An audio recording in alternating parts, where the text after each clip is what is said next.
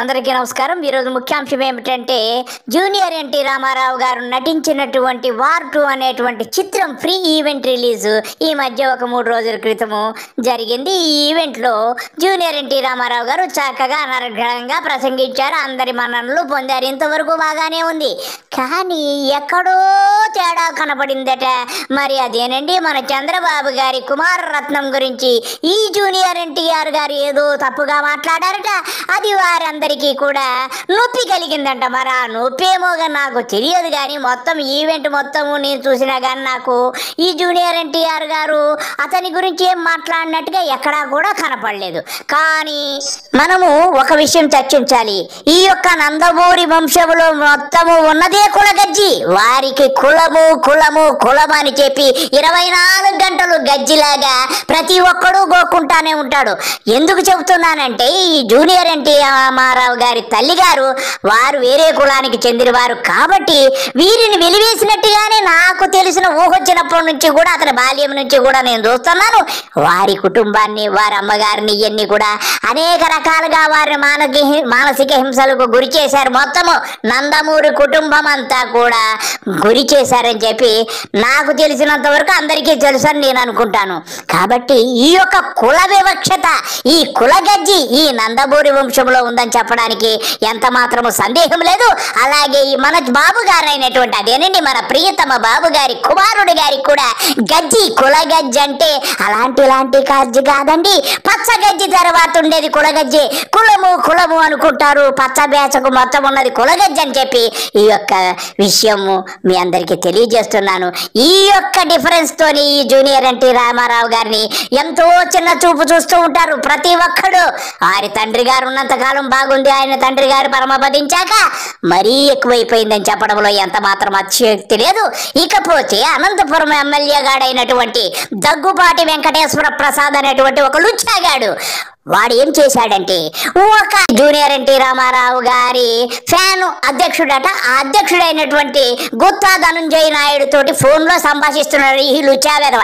ఏమని లకారాలను సంబోధిస్తూ అవన్నీ కూడా జూనియర్ ఎన్టీ రామారావుకి అన్వయింపజేసి ఎన్నో బూతులు మాట్లాడాడంటే వీడు మనిషి జన్మ, దున్నపోతు జన్మ అని చెప్పి యావత్ రాష్ట్ర ప్రజలందరూ కూడా ఈ లుచ్చా దగ్గుపాటి వెంకటేశ్వర ప్రసాద్ గారిని అనేక నోళ్ళ కీర్తిస్తున్నారు. ఇందులో ఎంత మాత్రం సందేహం లేదు. కనపడితే మాత్రం మొత్తము గుడ్డలు ఊడదీసి తనడానికి ఫ్యాన్స్ కూడా సిద్ధంగా ఉన్నారు. ఇది ఇలాగ ఉంటే ఈ వీడియో వైరల్ అవ్వడంతో తర్వాత వాడు ప్రతిగ్రామకంగా వచ్చి నేను అసలు ఎవరిని అనలేదు, అసలు అది నా వాయిస్ కాదని చెప్పి వాడు ఇప్పుడు చెబుతున్నాడు.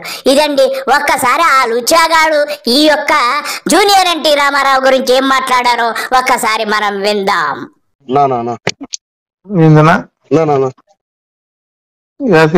అది త్రివేణి అన్ని మొత్తం అన్ని థియేటర్లు పెట్టినారా ఫ్యాన్స్?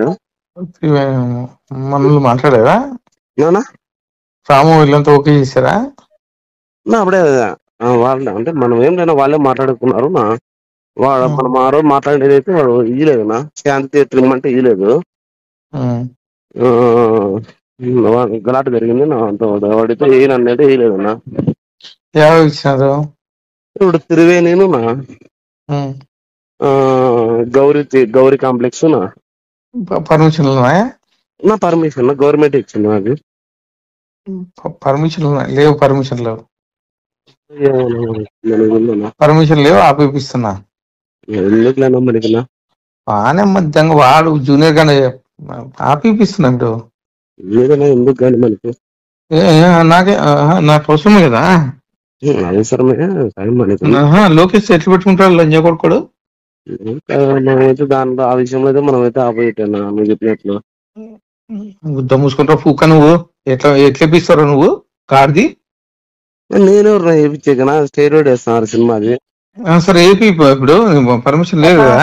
కాదన్నా స్టెరాయిడ్ సినిమా వేస్తున్నారు, పర్మిషన్ లేదు కదా, ఎట్లేపిస్తావు నువ్వు?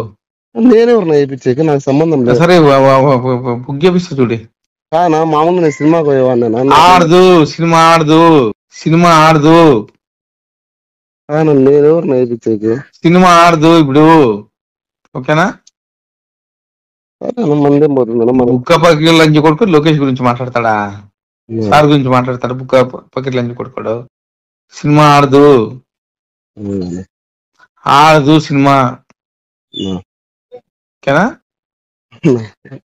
ఆడ సినిమా మనమేం చేస్తున్నా, ఆడకపోతే ఆడకపోలేదు. ఆడదు.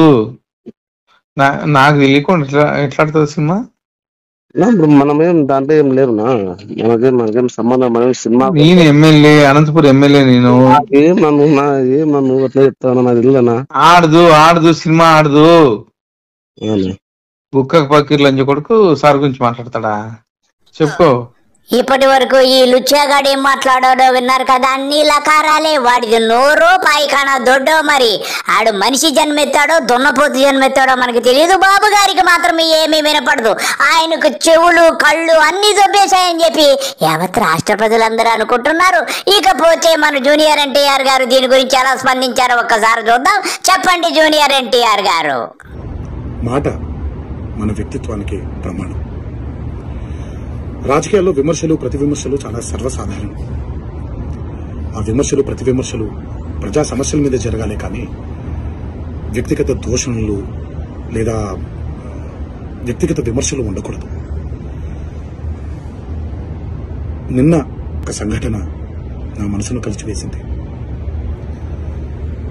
ఎప్పుడైతే మనం ప్రజా సమస్యల్ని పక్కన పెట్టి వ్యక్తిగత దూషణలకి దిగుతున్నాము, ముఖ్యంగా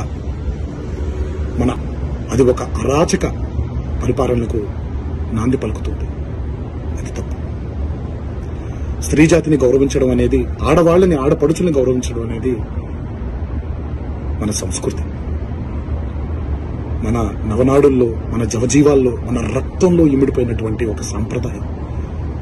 మన సంప్రదాయాల్ని రాబోయే తరానికి జాగ్రత్తగా భద్రంగా అప్పచెప్పాలి, కానీ మన సంస్కృతిని కలిచివేసి కాల్చేసి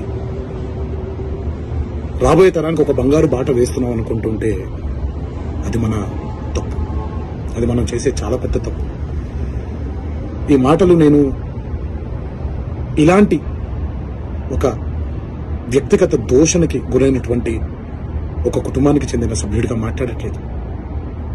ఈ మాటలు నేను ఒక కొడుకుగా, ఒక భర్తగా, ఒక తండ్రిగా, ఈ దేశానికి ఒక పౌరుడుగా, సాటి తెలుగువాడిగా మాట్లాడుతున్నాను. రాజకీయ నాయకులందరికీ ఒకటే విన్నపం, దయచేసి ఈ అరాచక సంస్కృతిని ఇక్కడితో ఆపేయండి.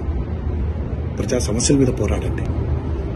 రాబోయే తరానికి బంగారు బాట వేసేలాగా మన నడవడిక ఉండేలాగా జాగ్రత్త పడండి. ఇది నా విన్నపం మాత్రమే. ఇది ఇక్కడితో ఆగిపోతుందని మనసారా కోరుకుంటూ సెలవు తీసుకుంటున్నాను. ఫ్రెండ్స్, విన్నారు కదా జూనియర్ ఎన్టీ రామారావు గారి యొక్క ఆవేదన. ఇకపోతే మీకు ఏమర్థమైందో నాకు తెలియదు, కానీ నాకు అర్థమైంది ఒకటే. ఈ పచ్చ బ్యాచ్, అదేనండి తెలుగుదేశం పచ్చ బ్యాచ్ అయితేనేమి, నందమూరి వంశం అని చెప్పుకొని ఈ వంశానికి ఉన్నది ఒకటే కులగజ్జి, కుల వివక్షతతోటి జూనియర్ ఎన్టీ రామారావు గారిని అలాగా మానసికంగా ఏడిపిస్తున్నది పచ్చ బ్యాచ్ అని చెప్పి అర్థమవుతుంది. దీనికి కర్త కర్మ క్రియ ఎవరండి? ఆయనేనండి, నారా లోకేష్ గారని మీకు మనవి చేస్తున్నాను. అందరికీ నమస్కారం. బాయ్.